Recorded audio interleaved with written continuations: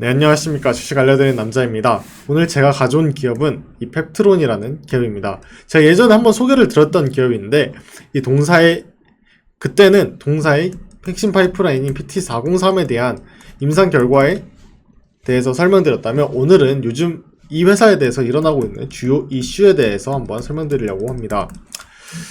요즘 동사의 주가는 굉장히 심한 변동성을 갖고 있습니다. 얼마 전에 하한가까지 기록을 하면서 변동폭이 확대됐는데 왜 이렇게 하한가가 일어났는지, 그 와중에 발생한 동사의 대표의 자사주 매입은 왜인지 한번 설명드리도록 하겠습니다.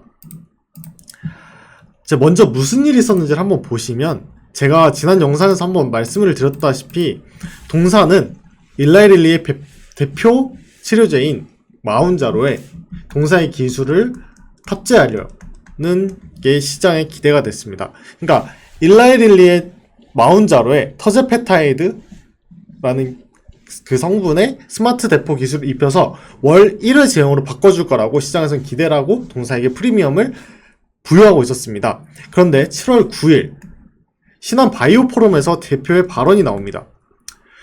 일라이 릴리와의 공동 연구를 두고 터제페타이드는 포함되어 있지 않다라는 취지로 말한 게 알려졌습니다. 그럼 시장에서는 어떻게 생각을 할까요? 우리가 기대했던, 일라이 릴리와 계약이 나올 거라 기대했던 그 핵심 물질이 딜에서 빠진 거 아니야? 라고 생각을 하고 시장은 민감하게 반응을 했습니다. 그러면서 패닉에 빠졌고, 다음 날인 7월 10일 날 주가는 하한가, 정확히는 하루 만에 마이너스 29.94%까지 곤두박질 치게 됩니다. 회사는 이러한 이슈에 대해 곧바로 해명을 내놓았습니다. 요지는 일부 발언만 강조되면서 생긴 오해라는 걸 동사의 발표에서 볼 수 있습니다. 일라이 릴리와의 공동 연구는 특정 사업화 제품 하나만 두고 하나만 대상으로 하는 게 아니라 차세대 비만, 당뇨 후보 물질과 중추신경 물질 등 여러 물질을 들고 계획대로 진행 중이라고 설명을 덧붙였습니다. 최호일 대표도 따로 입장문을 내서 자기 발언의 취지는 공동 연구의 가치가 줄었다, 이런 훼손의 얘기를 한 게 아니다. 회사의 해명은 이거의 가치가 줄었다 라는 건 아니다 라고 해명을 했습니다.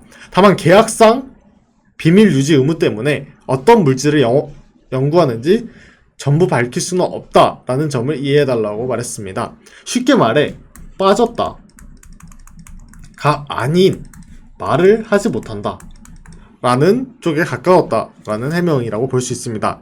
근데 여기서 하나 정확하게 짚어야 될 게 있습니다. 회사의 해명에서는 이 중요한 시장의 이번에 하락 원인인 터제페타이드가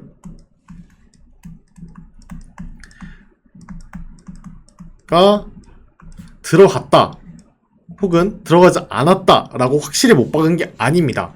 여러 물질을 하고 있다라는 겁니다. 그러니까 터제가 최종 계약에 들어갔는지 아닌지는 사실 지금도 명확하게 아직 밝혀진 건 없습니다. 다만 동사의 강세론자들은 여러 정황상 터제가 포함될 거라고 보고 있지만 그건 어디까지나 아직 추정입니다. 이 점은 동사를 투자하는 데 있어서 기억을 하셔야 되는 점입니다. 자, 근데 여기서 반전이 있습니다. 하한가 사태가 벌어진 뒤 며칠 뒤에 동사의 대표인 최호일 대표가 7월 13일 날 동사의 자사주를 1만 주를 취득합니다. 이게 금액으로 따지면 10억 6천 정도 됩니다. 당시 한 10만 5천 원 정도의 주가로 이렇게 자사주를 매입했는데, 이게 왜 화제냐면 보통 바이오 상장사 대표들이 이렇게 자기 돈으로 주식을 살 때 규모가 이렇게 큰 적은 그렇게 많지 않습니다. 여기 제가 정리를 해놓은 자료를 보시면 RG, 인벤티지 이런 분들은 3천에서 9천, Y바이오, 티움 이런 데서 장내 매수를 했을 때도 2억에서 3억 정도로 그렇게 이 정도의 금액으로 장내 매수를 하는 수준입니다. 근데 이거 10억 넘게 장내 매수를 했다는 건 확실히 이례적으로 큰 규모이긴 합니다. 이 매수로 그러니까 최호일 대표의 지분은 7.19%가 됐고, 회사도 이번 매입이 기술력과 성장 가능성에 대한 경영진의 자신감을 보여주는 것이라고 설명을 했습니다. 여기에 더해 펩트론은 IR과 홍보 조직을 강화하겠다, 전문 인력을 두면서 연구 성과와 사업 진행 상황을 더 빠르고 정확하게 시장에 알리겠다라고 말했습니다. 그러니까 소통이 부족했다. 이 오해가 발생된 이유에 대해서 그렇게 설명을 한 겁니다. 이에 따라 동사의 강세론자들은 이 매수를 보고 대표가 번계약 성사를 그만큼 확신하고 자신하는구나 라고 해석합니다.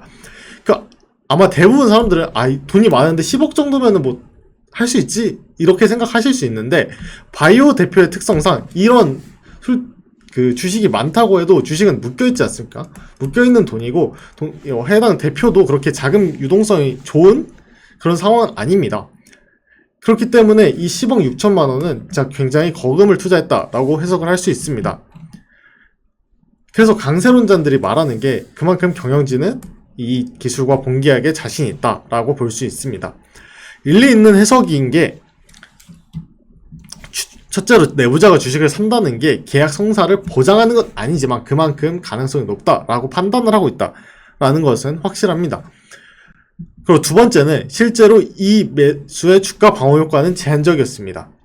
매수 다음날도 주가는 여전히 하락한 상태에 머물러 있었고, 세 번째로 대표가 전 재산을 넣었다라는 얘기도 도는데 그건 확인된 사실이 아니라 추측입니다. 앞서서 말씀드렸다시피 자금 유동성이 높지 않은 건 맞지만 어느 정도의 재산 중 어느 정도를 넣는지는 그렇게 시장에서 확인할 수 있는 정보가 아니기 때문에 대표가 큰 돈을 넣은 만큼 책임 경영의 의지를 보였다라는 점을 더 집중해서 보시면 될 것 같습니다. 참고로 이번 대응을 보고 시장에서는 올해 초 비슷한 제약사에 사건이 있었죠. 비슷하게 주가가 굉장히 급상승한 뒤 급락했던 어떤 타사에 비교하는 시각도 나옵니다. 그 타사는 급락 당시 증권사 애널리스트 블로거를 상대로 법적 대응을 했고, 허위 정보 탓이라는 프레임을 택했는데 결국 공시를 제때 하지 않았다는 이유로 불성실 공시법인으로 지정됐습니다. 반면 동사는 대표의 자사주 매입과 소통 강화로 대응하겠다는 지침을 발표했습니다. 적어도 위기에 대응하는 방식은 낫다라는 평가가 나오는 겁니다. 다만 이건 대응의 태도에 대한 평가일 뿐 본질적인 문제에 대한 해결 혹은 어떤 변화에 대해서 말하는 건 아닙니다. 자, 그러면 이제 이번 사건에 대해서 진짜 흥미로운 카드가 있습니다. 동사의 아까 앞서서 말씀드렸던 동사의 해명 자료를 보시면 좀 집중해야 될 게 이 505B2 허가 경로를 활용할 수 있음을 확인받았다. 이거를 동사는 지속적으로 홍보하고 있습니다. 이게 무슨 내용인지 한번 설명드리도록 하겠습니다. 이제 이 PT403의 505B2라는 건 이름은 어렵지만 개념은 간단합니다. 신약을 처음부터 개발을 하면 임상, 1상, 2상, 3상을 다 거쳐야 하는 거잖아요. 이거는 아마 바이오 투자자들은 무조건 아실 겁니다. 그러면 이건 되게 몇 년이 걸리는, 오랜 기간이 걸리는 절차입니다. 근데 PT403은 이미 검증된 성분인 세마글루타이드를 개량한 겁니다. 그렇기 때문에 펩트론이 미국 FDA에서 사전 합의를 한 결과 이 약은 개량 신약으로 허가를 받을 수 있다라는 것이 받아들여지면서 특허 이상을 건너뛸 수 있는 길을 확인받았다고 합니다. 그만큼 개발 기관과 비용을 크게 줄일 수 있는 겁니다. 그러니까 이게 안정성이 어느 정도 확보가 돼야지 이러한 결정을 내릴 수 있는데, 이 앞선 결과, 제가 앞선 영상에서 말씀드렸던 동사의 안정성 입증이 됐다는 점에서 이러한 인정을 받은 것으로 추측 중에 있습니다. 이게 왜 중요할까요? 비만약 시장은 누가 먼저 시장에 나오느냐가 굉장히 중요합니다. 위고비가 마운자로보다 2년 먼저 나온 덕에 시장을 지키고 있는 것처럼, 그래서 개발 기간을 단축시키는 게 이 시장에서 굉장히 중요합니다. 시장 규모가 크기 때문에 글로벌 빅파마들은 이러한 기술 습득에 혈안이 되어 있습니다. 그만큼 더 많은 돈을 지불할 의향이 있는 건데요. 강세론자는 여기서 한 걸음 더 나갑니다. PT403이 이 트랙을 받았으니까 릴리 성분인 터제로 만드는 PT404도 같은 길을 갈 수 있고, 그러면 릴리 입장에서는 펩트론과 손잡을 이유가 더 커진다라는 겁니다. 참고로 경쟁사인 카무루스는 정식 이상을 계획하고 있는 반면 펩트론은 그 이상을 면제받을 수 있는 트랙을 확인했다라는 점에서 경쟁사 대비 우위를 점하고 있다고 판단을 할 수 있습니다. 최열 대표가 이번 그 발언에서 또 잘못된 발언했던 게 카무루스와 하고 있는 것으로 뭐 예상된다라는 점인데, 이거는 사실 뭐 아직 확실히 나온 정보가 아닙니다. 동사의 기술력이 더 앞서 있다라고 판단을 하고 있는데, 이러한 발언 때문에 주가에 큰 영향을 미쳤습니다. 다만 제가 앞서 말씀드린 PT404도 당연히 될 것이라는 부분은 논리적 추론인지 아직 확정된 사실은 아닙니다. 자, 여기까지가 되게 동사에게 긍정적이고 좋은 내용이었다면 동사의 리스크도 한번 확인을 해보겠습니다.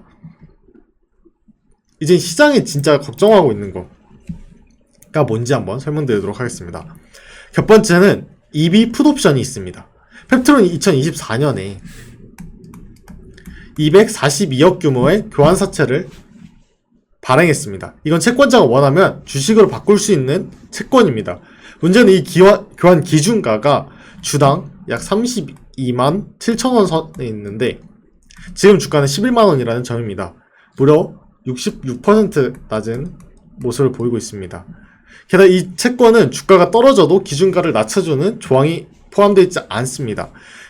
그래서 이르면 2027년 중반부터 채권자들이 주식을 바꾸느니 원금을 돌려달라라는 내용을 요구할 수도 있습니다. 그럼 회사는 현금을 갚아야 되는 부담이 생기는 거죠. 두 번째는 동사가 지금 추진하고 있는 위 조감도를 보시면 추진할 수 있는 오송 공장의 투자 부담입니다. 이 공장은 동사가 되게 핵심 기술력으로 하고 있는 스마트 대포를 대량 생산할 수 있는 핵심 시설인데, 투자 규모가 기존 650억 규모에서 890억으로 늘었습니다. 9월 착공을 목표로 하지만 이미 당초 계획보다 1년 반에서 2년 정도 지연됐고, 앞으로 1년 안에 800억 원가량을 추가 투자해야 되는 상황입니다. 앞선 이러한 전환돼야 되는 비용과 이러한 투자금이 동사의 현금 흐름에 부정적으로 작용할 수 있다라는 점이 시장 투자자들에게는 리스크로 작용하고 있는 겁니다. 펩트론은 아직 매출이 작습니다. 뭐 치료제 하나가 있긴 하지만 분기당 매출이 한 12억 수준이고 오히려 현금이 더 많이 지출되고 있는 상황입니다. 당장 쓸 수 있는 유동성은 있지만 공장 투자와 연구개발비, 그리고 아까 이렇게 말씀드렸던 EB 상환 부담이 한꺼번에 겹치면 현금 흐름이 빠르게 줄어들 수 있다는 우려도 있습니다. 여기에 마지막으로 공매도 잔고 확대라는 게 있는데요. 뭐 강세론자 입장에서는 계약만 나오면 쇼커버링으로 이 공매도가 되레 주가를 더 올릴 수 있는 연료가 된다라고 말하고 있지만, 사실 공매도는 회사를 못 믿는 사람이 좀 많다, 회사의 주가 하락을 예상하는 사람들이 좀 더 많다라는 점으로 해석도 가능하기 때문에 이건 향후 방향성을 한번 확대해서 봐야 됩니다. 그럼 정리해 보겠습니다. 결국 펩트론의 이야기는 지금도, 과거에도 그랬고 지금도 그랬고 딱 한 문장으로 압축됩니다. 릴리와의 본계약 체결 여부입니다. 공동 개발은 10월에 종료되는 걸 시장에서 모두 알고 있죠. 그럼 그 전에 본계약이 나올지 안 나올지에 대한 여부가 주가에 상당히 큰 영향을 미칠 것으로 예상됩니다. 그리고 언제 나오느냐도 이게 시장에서 엄청나게 기대 중입니다. 계약이 기대한 형태로 나오면 505 B2화 기술력이 재평가되면서 주가가 강하게 반등할 수 있습니다. 하지만 계약이 지연되거나 기대에 못 미친다면 EB 상황과 공장 투자, 현금 부담이 한꺼번에 현금 흐름에 부정적으로 영향을 끼칠 수 있죠. 당연히 제가 앞서 말씀드린 대표의 10억 매수는 그만큼 본 계약에 대한 확신의 신호일 수 있지만 이게 계약을 보장해주는 건 아닙니다. 지금 펩트론은 그 확률과 리스크가 맞서고 있는 그 구간에 있는 기업이라고 생각합니다. 그래서 향후 이 동사를 볼 때는 동사 리스크도 있지만 동사 가진 실제 가치, 기술력이 뭔지를 한번 확인해 봐야 된다고 생각합니다. 향후 일라이 릴리와의 계약 여부를 확인하면서 동사의 주가를 한번 예측해보고 생각해보는 시간이 되었으면 좋겠습니다. 오늘 영상은 여기서 마무리 짓겠습니다. 감사합니다.